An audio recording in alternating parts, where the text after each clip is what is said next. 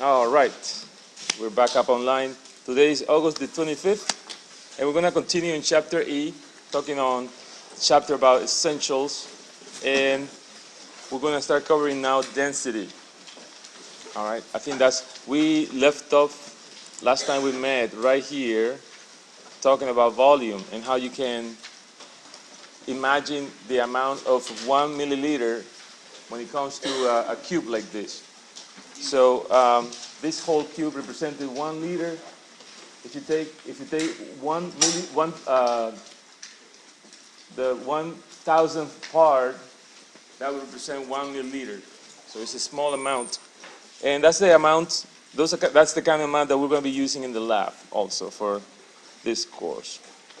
All right, let's talk about density. Density is a physical property, and it relates usually to liquids, but also solids have density. So we all have density, even our bodies have densities.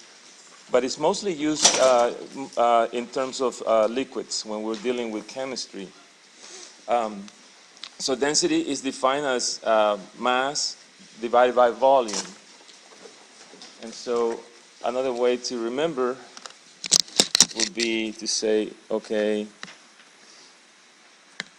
so density is equals to M divided by V. This is volume, where density is equals to usually grams divided by milliliters. All right.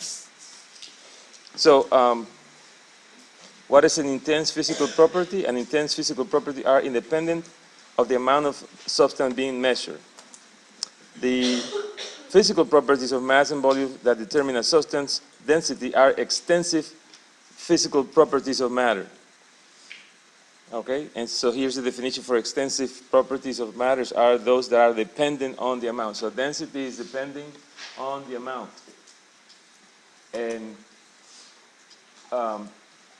in chemistry, they have used water as the base for density, where water is believed to be 1 gram per milliliter. So the density of water is equals to 1.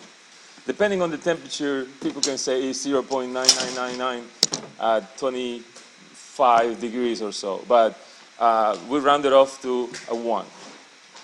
All right? So let's take a look at some problems here. So let's say, for example, mercury has a density of 13.6 grams per cube centimeters. We know that cube centimeters is equal to milliliters. So we're gonna find out what is the mass in grams for 95 milliliters of mercury. So the strategy that you have to come up with here is you need to convert milliliters to centimeter cube, and that's because you want to cancel these units here and leave grams alone. All right? And so you're going to rearrange the equation to solve for mass, and then you're going to substitute the numerical values and the units into the equation and calculate the answer. Let's take a look at how we're going to do that. So here's the solution. So mercury. So what you have to do in your mind, when I take an exam or a problem like this, I start scribbling what I have. All right. So I have density. I know that I have density. And I know it's 13.6 grams per centimeter cube. And I have volume. Volume in this case is 95 milliliters. But I see that this one is centimeter cube and this is milliliters. I'm going to have a conflict of units right there. So I need to convert those. So immediately I start doing like a little inventory of what you have on the problem, and then work your way through. So here's step 1. So this is the formula for density. So density is equal to M divided by V, where V is volume, M is equals to the mass. And let's see what I have here. So step 1, you're going to try to plug in what you're going to convert the milliliters into cube centimeters, because there's a conflict of units right there. All right, so you say that for each, you know that 1 1 cube centimeter is equals to 1 milliliter. All right. So you have to put the relationship that is going to cancel milliliters in the denominator. So you can say, okay, so you can use 1 centimeter cube is equal to 1 milliliter, or 1 milliliter is equal to 1 cube centimeter. So you have to choose one of these two relationships and find the one that will cancel out the milliliter units. All right, so I'm gonna choose this one right here, the one on the left, because that has the milliliters in the denominator. So I'm gonna cancel that out. So I plug in my 95 milliliters times 1 centimeter divided by 1 milliliter. These milliliters will cancel out, and then you multiply 95 times 1. That's equal to 95 centimeter cubes. All right, you see that? So that's step one. Now I know that this is equal to centimeter cubes, and now I can see that I will be able to cancel centimeter cube with centimeter cube to leave grams alone. And so I'm going to go and continue that, and so that's the progression that you will do. You're going to get really good at this. This is going really slow, and that's because, we're just starting. All right, so here's the relationship. Density is equals to mass divided by volume. Therefore, if you solve for mass, this volume that is dividing is going to go on the other side of the equation multiplying. All right, so M is going to be equals to D times V. All right, and so step 3 is to put the numbers there and solve for it. So you're looking for M, and then you have density, that's 13.6 grams per centimeter cubed times 95 centimeter cubed. So this centimeter cube is in the denominator. This is in the numerator.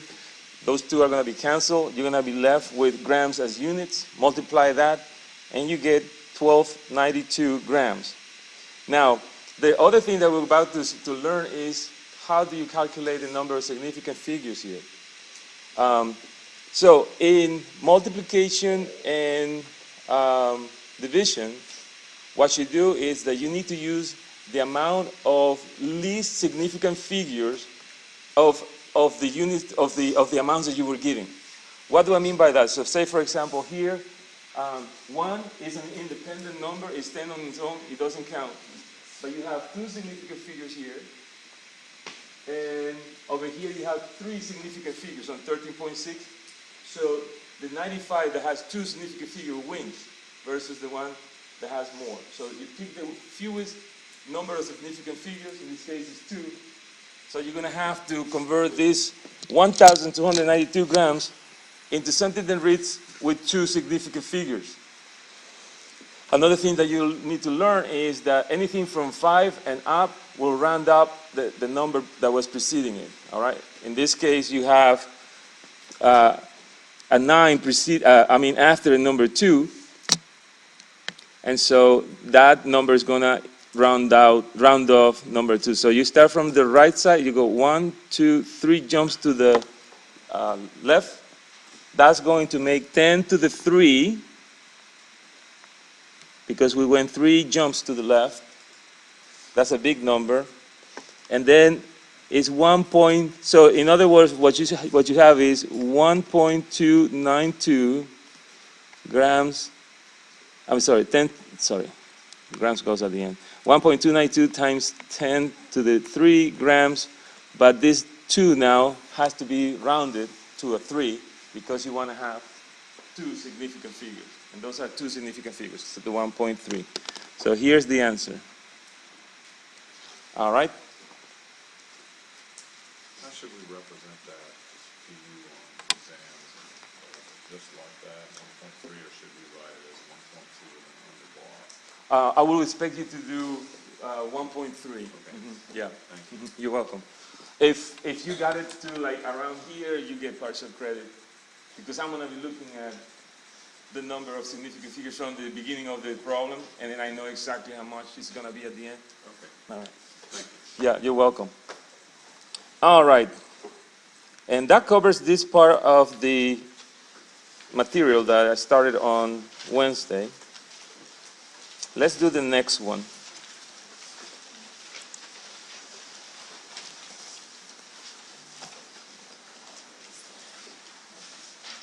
All right. So we're going to talk now about measurement types, qualitative and quantitative.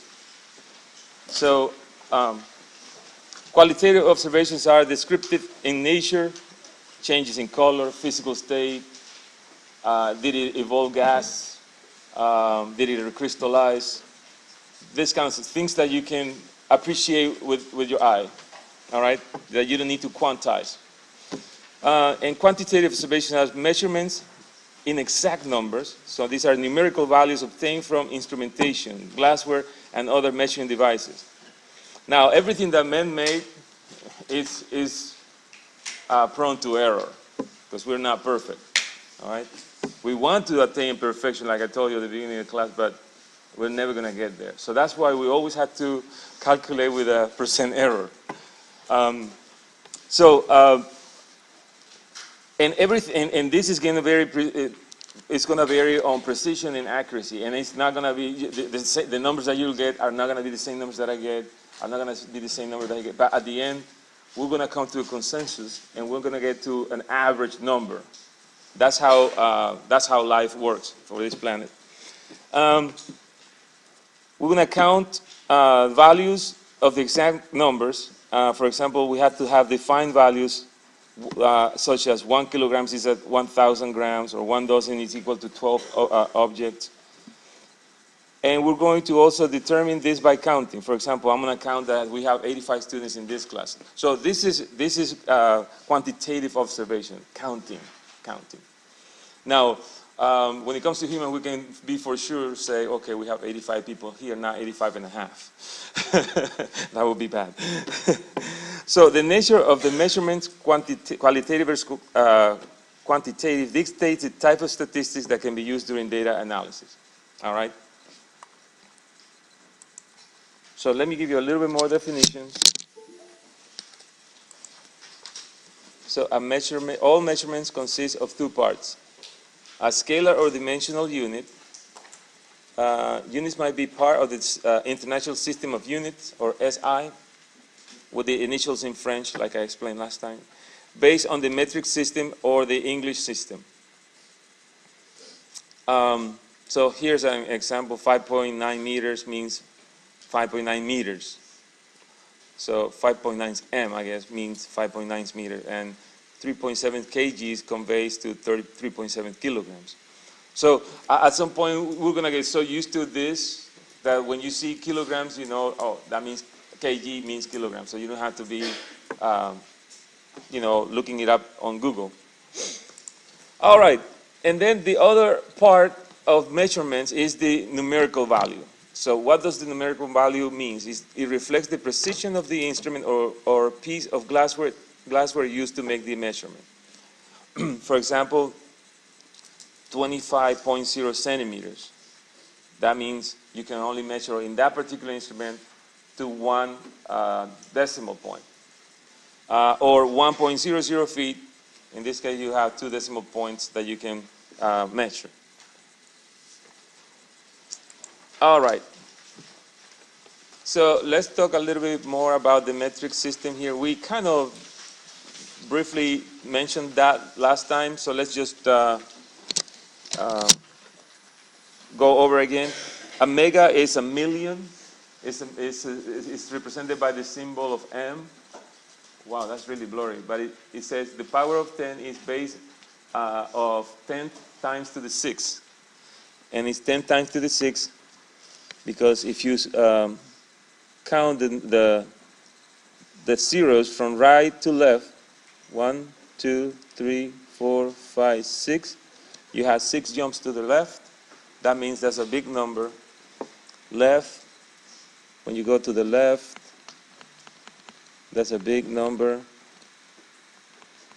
When you go to the right, That's a small number. All right? Or, as you can say, positive numbers are big. This is going to be a positive number. This is going to be a negative number. All right? So kilograms is represented by lowercase k. It's 1,000.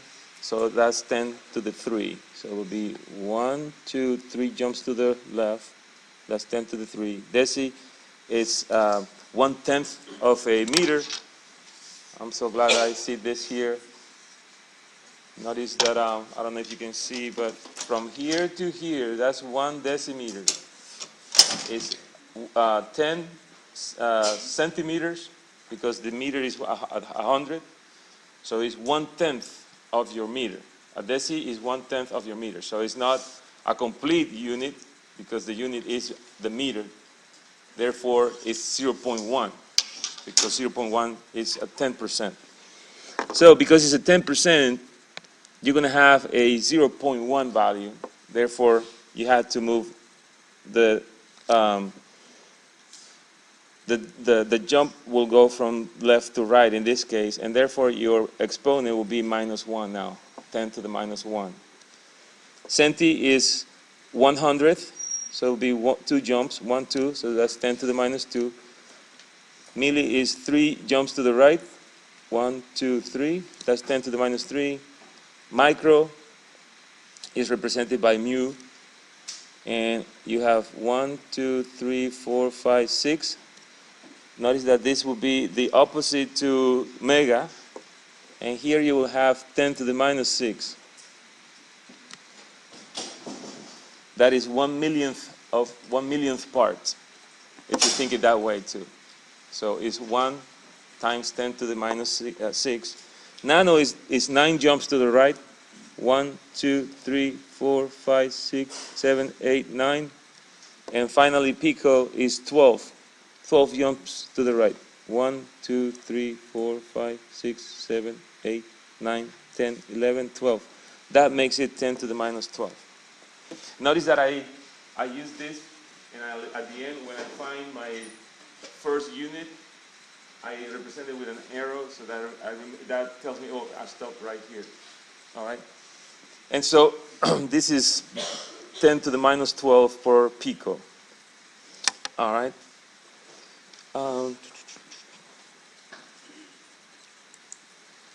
All right. Let's continue filling these blanks here. And please stop me if you have a question. Is there any question there? Everybody's pretty clear? All right. That's what I thought. This is a little more like review.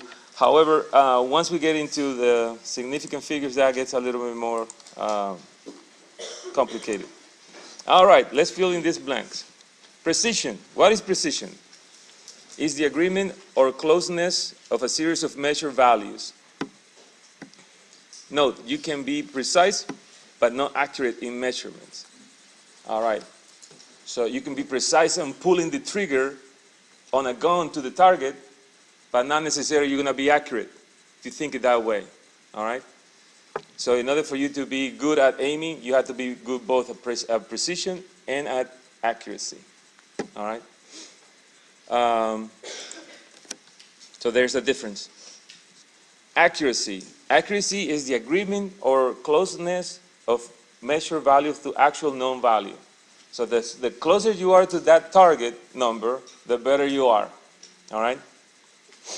NASA is pretty good at this. They're really precise and accurate.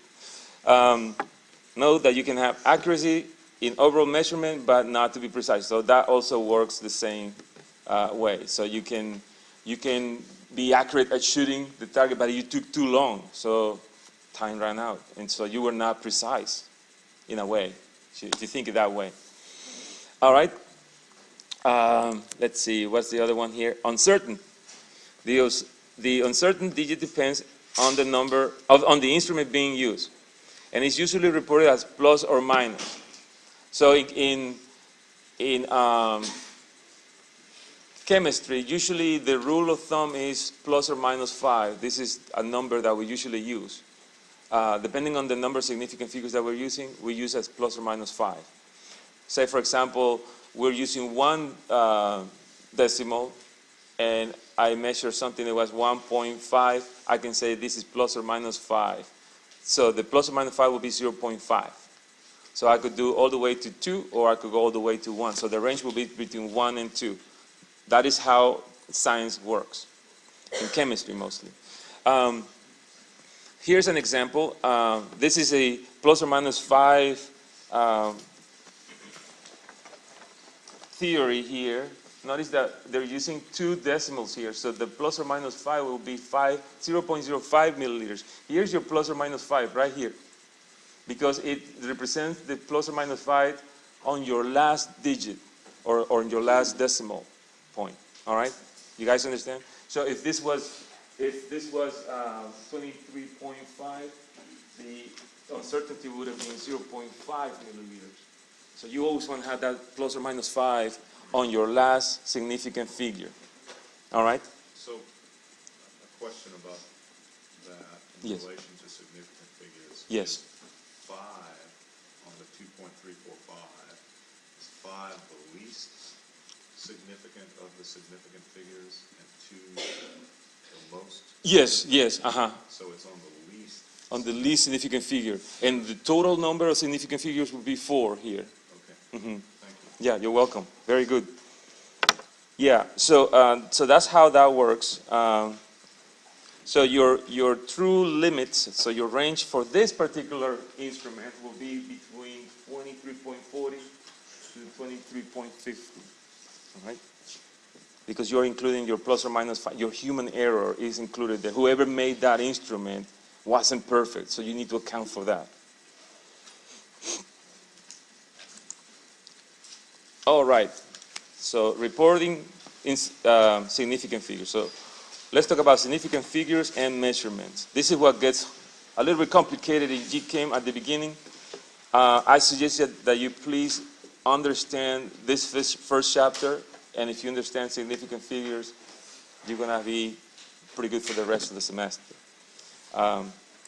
Okay, so here we go. Reporting of significant figures in an answer is depending on the precision of the measure values given in the problem, or determined by the precision of the glassware or laboratory equipment used. You also are going to be dealing with conversion factors, and these conversion factors need to be treated at exact values. At some points we had to come out with a standard in order for us to figure out how to convert. So we'll say, okay, here are some standards. These will be exact values. We're going to say that 1 inch, no matter where it is always going to be 2.54 centimeters. And that's a value that we'll take as a true value. All right? So 100 pennies, you know, that's equal to $1. 12 pieces equal to a dozen, and 1 mole, even though we have never seen a mole, well, we have seen moles, but in nature, not in chemistry. A mole is equal to 6.02 times to the 23 units. This is a huge number. And it makes sense because as you're dealing with the microscopic world of atoms, you're dealing with a bunch of them. So you gotta have a lot. Every time you intake some oxygen, you're intaking 6.02 times to the 23 moles of oxygen for each mole that you inhale. That's a lot of atoms that go inside us, and then we exhale it. All right.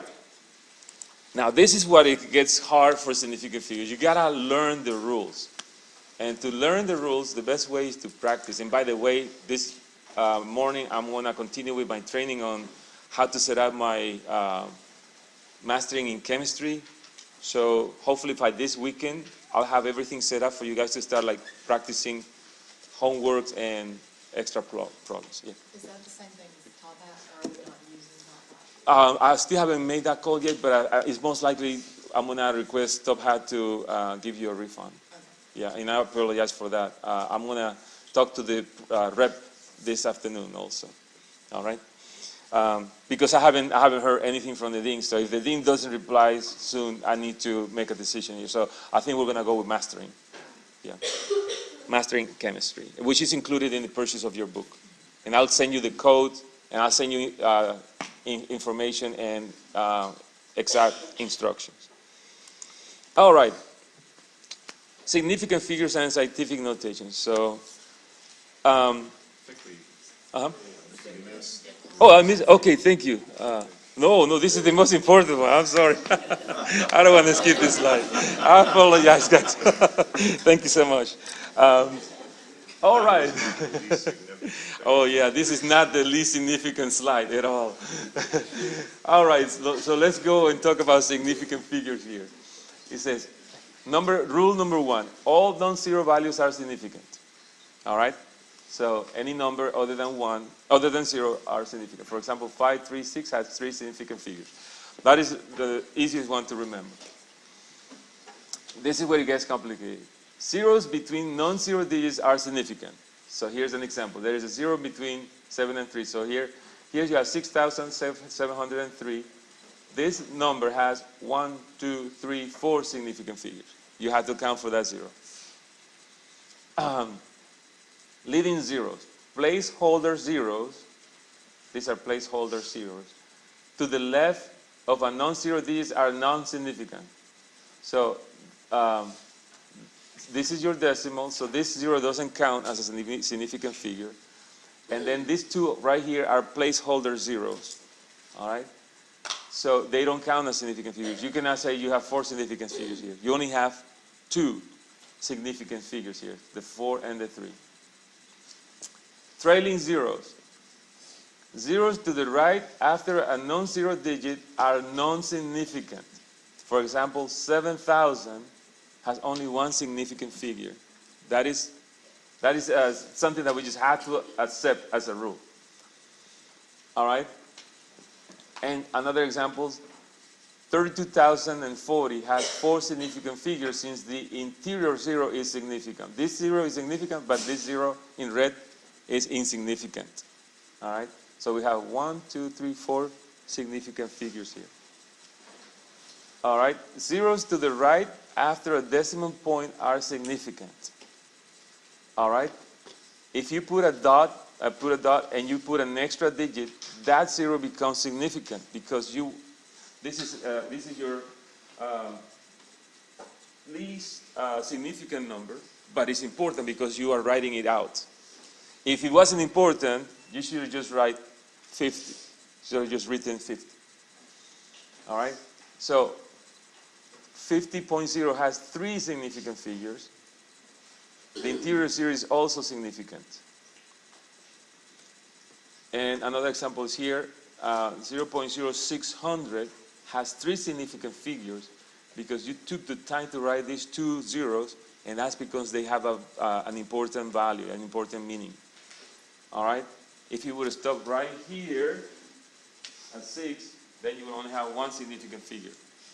But because you took the time to write 2 more, then these are 3 significant figures right here, 600. And the leading zeros, this one right here, is non-significant. So any zeros to the left, they don't count unless they are trapped in between the numbers. All right, or the numbers other than 0. All right. Any questions up to this point? Yes, ma'am. What were you saying about the 1 being independent? The 1 is independent. It's considered a number that stands on its own.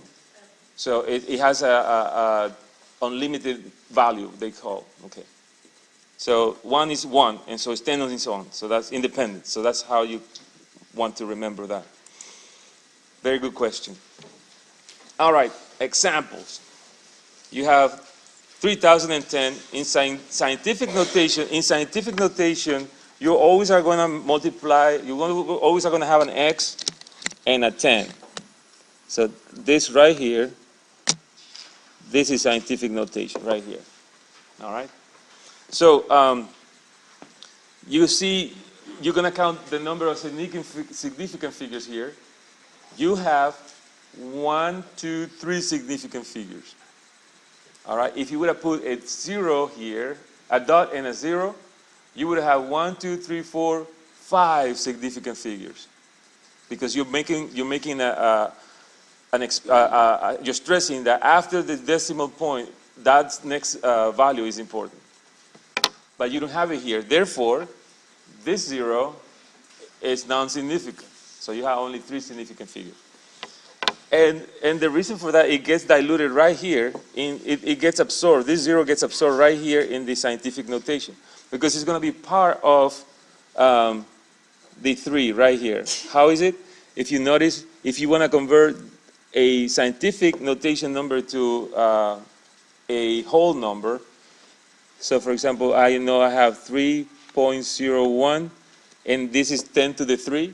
And this 0 right here is absorbed in the 10 to the 3, because I'm going to go 1, 2, 3 jumps. If I do 3 jumps, I'm going to put a 0 right there. So that's why that 0 is still there, but it's non-significant. All right, you understand? All right. So, so also here, notice that the decimal point has been moved 3 places to the left. What do I mean by that? The same way as here. I'm going to change pens here so you can see the difference. So I go 1, 2, 3 jumps to the left. That is 10 to the 3. So it's 3.01 times 10 to the 3. Notice that here you have 3 significant figures. Because you have 1, 2, 3. 3 significant figures. All right. Let's see another example. How do I write this number right here in scientific notation? And how many significant figures I have? First of all, notice that any 0 after a decimal point needs to be counted as significant. So not this 0. This 0 is insignificant. It's on the left side of the numbers that are non-zero. So you have 310. So you have 1, 2, 3 significant figures. So, and now you have to worry about the scientific notation. And so you go 1, 2, 3. I'm sorry, I messed up. You go 1, 2. 2 jumps to the right until you find your first whole number other than 0. And so you have to write 3.10 times to the minus 2, because you had 2 jumps to the right. That's a minus 2 after the 10. All right, so it's 3.10 times to the minus 2. Note here, the decimal point was moved 2 places to the right. Both of these values indicate 3 significant figures. And so because I have 1, 2, 3, I have 1, 2, 3, 3 significant figures. All right, is that clear? How does this relate to precision? How does this relate to precision? Your precision will be on your decimals, on your decimal units. Yeah. So you have 1/100th of precision right here because you have 2 decimals. Mm-hmm. Thank you. You're welcome. All right. Measurements and significant figures. So you have 50,003 kilometers has 5 significant figures. So you have 1, 2, 3, 4, 5. Notice that these 3 zeros got trapped in between numbers that are different than 0. So you had to count them all. That has 5 significant figures. 400 has 400 liters have 1 significant figure. All right. So this one has 1 significant figure because you only have 1 number that is standing on its own, is independent, and the 2 zeros to the right don't count. Now, if you do this, this will have how many significant figures? 4. Very good. This will be 4 significant figures. Very good. All right, I think we're getting it. All right. All right. 0.04450 meter has 4 significant figures. So it's 1, 2, 3, and 4. That's good. That 0 on the right is after a decimal, so it's important. So that is your precision. The 2 zeros in the front of the value 4 are placeholders. These two are placeholders. And of course, this one is never counted. The one before the period is never, ever counted. Those are placeholders. And the 0 following the value 5 is significant because that gives you more certainty of the value. Okay?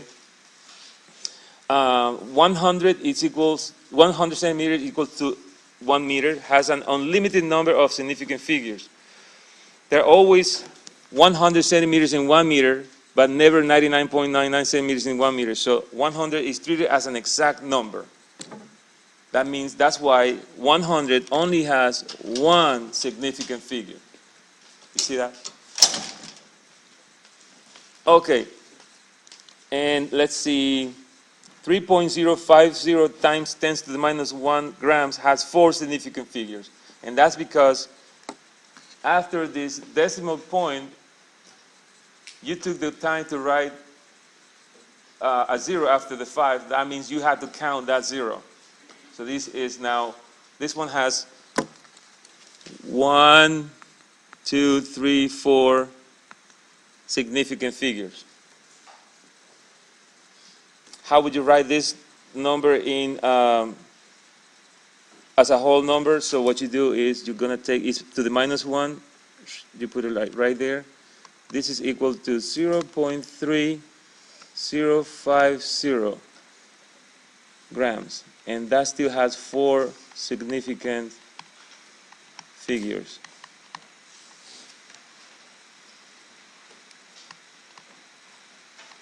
All right? So the trailing 0 after the value 5 is significant. Bless you. All right. I'm going to flip the page now. Now, you're going to learn that these rules are very strict when it comes to multiplication and division, and addition and subtraction. Multiplication and addition, they go along, and addition and subtraction, they work together. All right? And then when you have combination of the two, you have to account for all of those two rules combined. All right? Let's see if we can get some examples of that. All right. So do we set the order of operations in the calculation? Yes, you do. So you use everything in brackets, and you bracket it out and work on your brackets, get your whole number, and in the end, round at the end of the whole operation, and also come out with the number of significant figures that you need for the answer. That's how we're going to do it. All right, you're welcome. So we're going to practice that. So multiplication and division. The least precise measurement value determines the number of significant figures in the reported answers. All right, so we saw an example with the density of mercury. We came out with, we have a competition between two significant figures versus 3. It was a multiplication. It was a division that turned into a multiplication. Therefore, we use 2 significant figures. All right, let me just go back over there real quick just to refresh that. Oh, it was on the previous slide. No wonder. Right here, we were working on this. We had 1, 2, 3 significant figures versus 2. This was a case for a division that turned into a multiplication. And multiplication and division, they fall under the same rule. You pick the value, the final value has to reflect the least amount of significant figures from the value that had less significant figures. All right, in this case, it was 95 versus 13.6. Here we have 2 versus 3 sig figs. Then we only use 2 6 figs in the end to represent the answer. All right?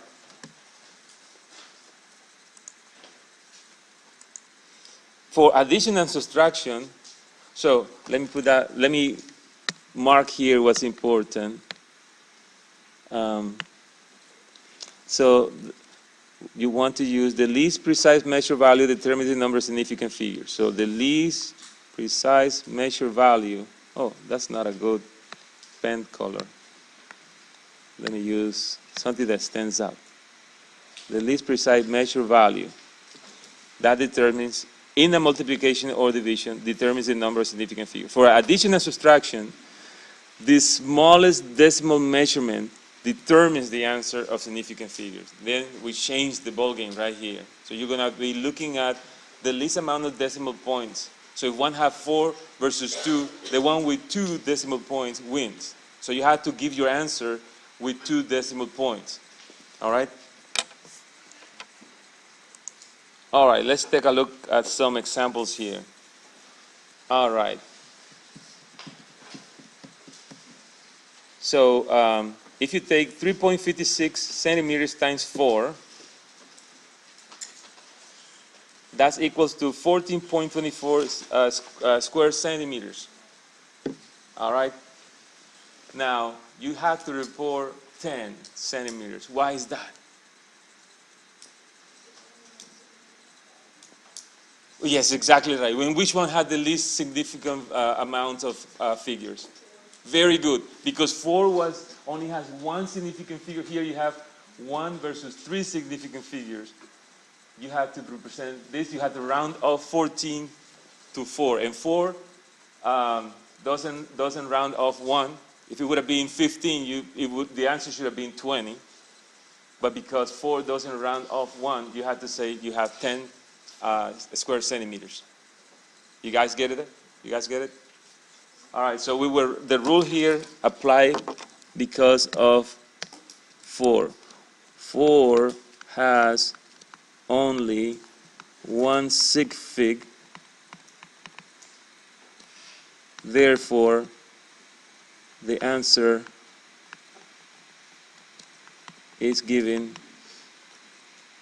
with 1 sig fig, in this case 10. 10 only has 1 significant figure. This 0 to the right is not a significant number. All right, so it's 1. All right, let's do the next example.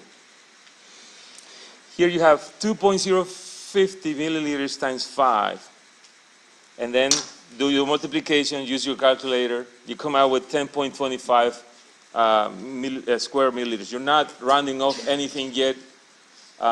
Keep all those numbers, all those digits as you can. And then, now, let's say, so how many significant figures we need to express this in? 2, because 5.0 has 2 significant figures. Therefore, that one rules right there. And so, let's see. So the answer could be 10. The answer could be 10, or 1.0 times to the 1. All right? So you have a choice here, and those will be right. Okay? So if I say, okay, give me the numerical value for this, answer 10 square milliliters. But if I ask you, give me the numerical answer using scientific notation, then you have to use the 10 to the exponent x, right? So if that is the case, for using scientific notation, I'm going to put that number right here. You go 1 jump to the left. That is going to be 1 point something. It's got to be 1.0 because you need 2 significant figures. You already have 1 there, so put the 0. The 2 doesn't round off the 0. Therefore, you're stuck with 1, with 1 in the 0. 1.0 times 10 to the minus 1 because you did the jump to the left. So that would be 1.0 times 10 to the minus 1 square milliliters. You got it? What I'm reading is 10, and we have essentially. Sorry, I messed up. This number is plus. That's my mistake. Thank you so much for catching that up. Thank you. So does 10 have 1 significant figure or 2? Because there's a problem before it had 1. 10, you are right. 10, The answer cannot be 10 because 10 only has one significant figure. See, I made a mistake. All right? Oh, sorry, say that again? I thought that in the answer to the scientific, or with the statistics or whatever, is 1.0 that counts, and that 0 counts because you took the time to write it. I thought that was. Yeah. If this is the answer, this is wrong. So let me erase that. That one only has one significant figure. My bad. Does that make sense? That makes sense? Yeah. 10, it only has one significant figure. Yes, ma'am. So, significant figures, there's like scientific notation, kind of like change, I'm sorry, the amount of significant figures you have, like, see, the first one, 10, has one. Mm-hmm. But see, I checked, 1.0 times 10, the first, and that's obviously 10. So, does that scientific notation change? That's the scientific notation is helping us right now to get the right amount of significant figures. Because if we give the answer as I gave you here on 10, that would be wrong. That would be only one significant figure. And we need to express the answer as 10 with two significant figures. And the only way to do it is with scientific notation. You're welcome. Make sense? Okay, thanks. Yes, ma'am. Okay, I'm so confused on the first one about how you got 10 centimeters squared. Yeah. So 10 centimeters squared only has one significant figure. All right? And that came because 4 is multiplied by 3.56. You computed here 3 significant figures versus 1. So we need to pick the answer has to be with one significant figure. And that's because 4 is determining here, is the limiting factor right here, because it only has one significant figure. Now the answer here is 14.24. So 14.24 has 4 significant figures. We cannot use this. So we need to round this number to one significant figure.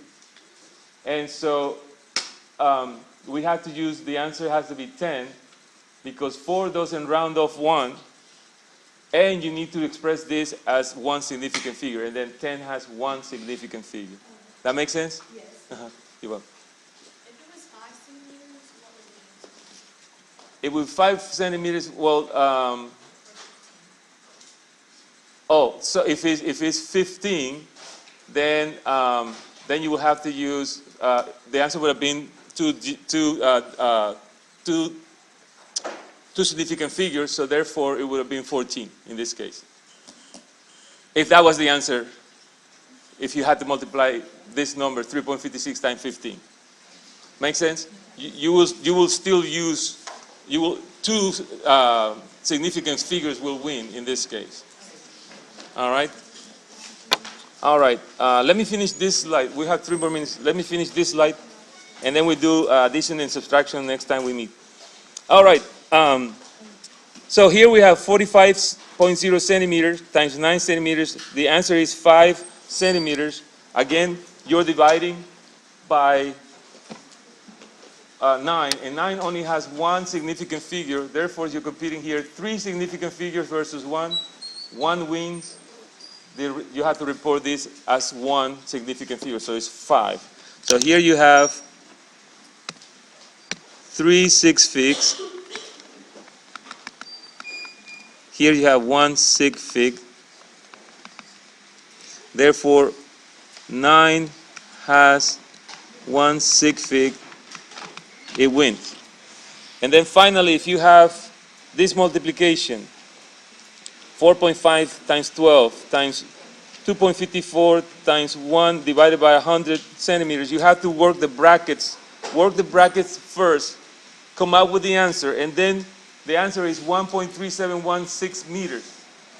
Now, you have to report into 2 significant figures, because these 2 numbers right here, they contain 2 significant figures, the 4.5 and the 12, whether this number here, the 2.54, has 3 significant figures.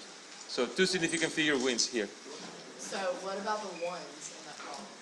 These ones stand on their own. So yeah, so they don't count? they don't count. Ever? Ever, yeah. The 1 is an independent number, like I said.